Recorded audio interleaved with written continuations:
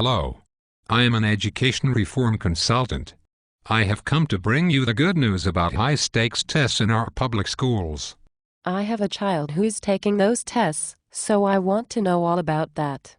On January 8, 2002, President George Bush signed the No Child Left Behind Act, which spread high-stakes testing throughout the land. He said the way to leave no child behind was to test every child, every year. That's my son he was talking about. Before this wonderful law, American schools were drowning in mediocrity. Reading scores had stagnated for decades. What about now? Now that we have high-stakes testing, we are zooming ahead. High-stakes testing really works. How about those reading scores? Reading scores are about the same as before. But I am sure they will go up eventually if we keep testing. So the chances are, my son is not reading any better. What about math? Math scores were going up before No Child Left Behind. But not fast enough. And now? Our students are mastering mathematics. High-stakes testing really works. And the scores?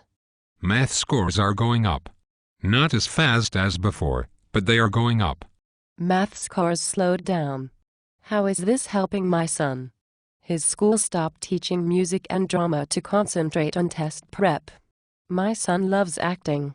Now he hates school because it is so boring. Reading is the foundation. Our children must read better, no matter what we have to cut. But you just said they are not reading better. Last year, my son's class spent a month studying the animals that live underground in our backyard. He learned science and he learned to love learning.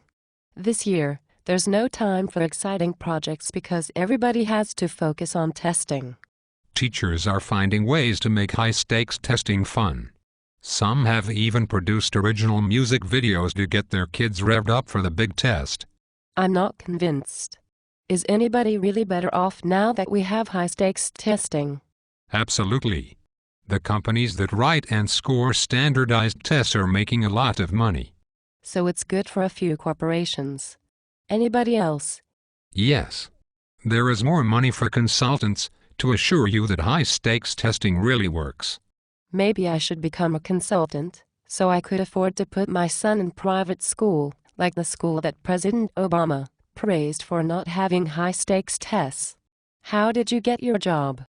Well, I started out as a teacher, but it was too hard. Kids are unpredictable. They are emotional. Every child is different. Consulting is much easier, and it pays much more. High-stakes testing really works. For me.